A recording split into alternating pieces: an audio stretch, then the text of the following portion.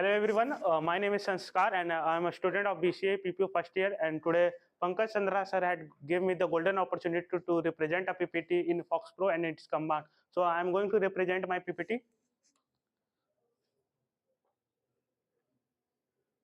First of all, we are going to see our content, what we are going to discuss in this PPT. So I will going to acknowledge about what is FoxPro, what is browse command, what is edit command, and what is append command in FoxPro.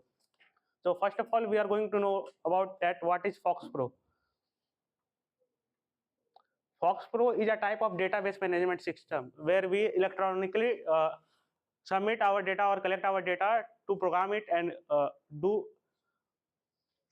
various type of thing in that. So I am going to discuss about some different type of FoxPro command.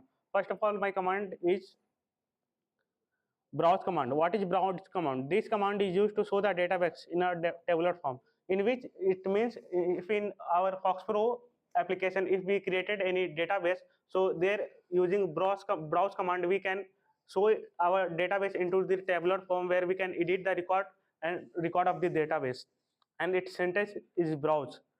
Our next command is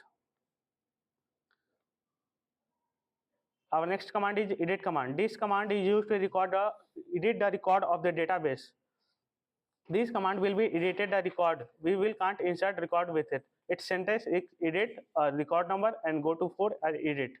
Our next command is append command. This command is used to insert new record in the database. Suppose if we created any database and if we want to add any new thing on our database, so we will use append command, which will help us to add the new record in our database. Its syntax is database name, use emp.dbf and append command. Thank you. It's all from my side.